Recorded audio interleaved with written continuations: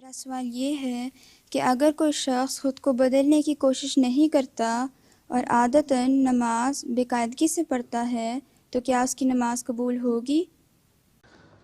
نمازیں قبول کرنا نہ میرا کام ہے نہ آپ کا کام ہے، ٹھیک ہے، وہ تو اللہ تعالیٰ نے قبول کرنی ہے۔ اب پتہ نہیں عادتاً جی نماز پڑھتا ہے تو اس میں کتنی رو کے دعا کرتا ہے، کتنی رکت سے پڑھتا ہے، اس میں اپنے گناہوں کی معافی مانگتا ہے کہ نہیں مانگتا کوئی شخص، اور اس کا معاملہ اللہ تعالیٰ کے ساتھ ہے عبادت کرتے ہوئے۔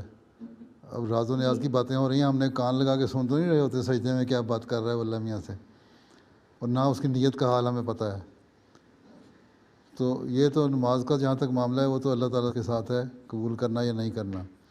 باقی اگر کوئی شخص اپنے آپ کو نہیں بدلتا اور دنیا کے معاملات میں اپنے اخلاق کو ٹھیک نہیں کرتا، لوگوں سے میل جول کو اپنے ٹھیک نہیں کرتا، تو وہ اللہ تعالیٰ نے کہا ہے تم لوگوں کے اگر حق ادا نہیں کرتے تو تم میرا بھی حق ادا نہیں کرتے، ٹھیک ہے۔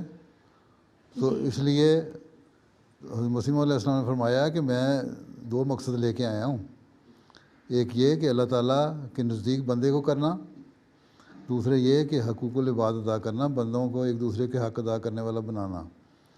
اگر ہم ایک دوسرے کے حق ادا کرنے والا نہیں بنتے اور اچھے اخلاق نہیں دکھاتے اور دوسروں کو تکلیف پہنچاتے ہیں تو اس کا کوئی فائدہ نہیں ہوگا۔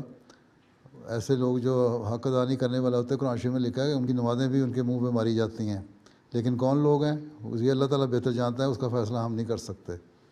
کہ ہمیں تو بارہ یہ پتہ ہے کہ ہمیں اچھے اخلاق دکھانے چاہیے، ٹھیک ہے۔